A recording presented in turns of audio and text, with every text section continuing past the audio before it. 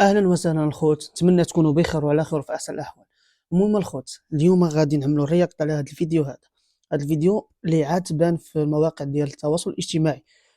حنا الاخوان مغاربه حنان ظريفين كما كتشوف في الفيديو. غنتعاملوا معاه وغنعاملوها احسن معامله. بالحق نتوما شفتوا شنو وقع لنا في الملعب، تعاملنا معاهم وبغينا نرضيوهم. وشنو وقع لنا ملي رضيناهم؟ هما فرعونا وتقلبوا علينا الاخوان. كيف عملتوا هذه المعامله؟ نتوما الخوت، نتوما اللي كتفرجوا هذا الفيديو هذا اللي غتشوفوه دابا، وعطيوني الاراء ديالكم. تفرجوا الخوت.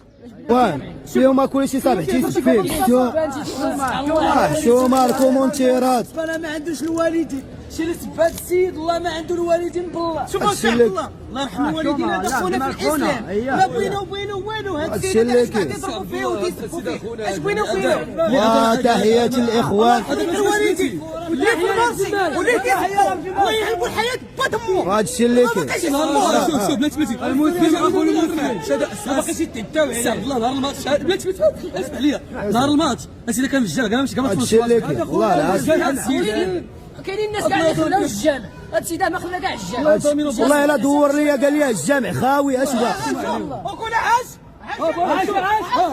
كاين اخويا ديما حنا مغاربه حنان ولا غير كيعزوا علينا الناس، واخا ما كان كيعزوا علينا وكنتعاونوا مع بعضنا وكنتعاونوا مع الناس اللي ماجيين من بلدان اخرى، ولكن التعامل ديالنا هو اللي كيخرج علينا الخوت. والله ولا هضر معايا الله يعطيه عاش البالي راه عنده واخا خلينا هادشي اللي كاين يلاه تعالى. الدراري راه عنده 7 الوليدات جاي خدام عليهم، راه هو ما سوق لا في كوره لا والو. انا مع هذا الشخص هذا هكذاك حنا عملنا معاهم في الملعب وشفتوا الجزاء ديالنا. دابا نتوما عطيوني الاراء ديالكم.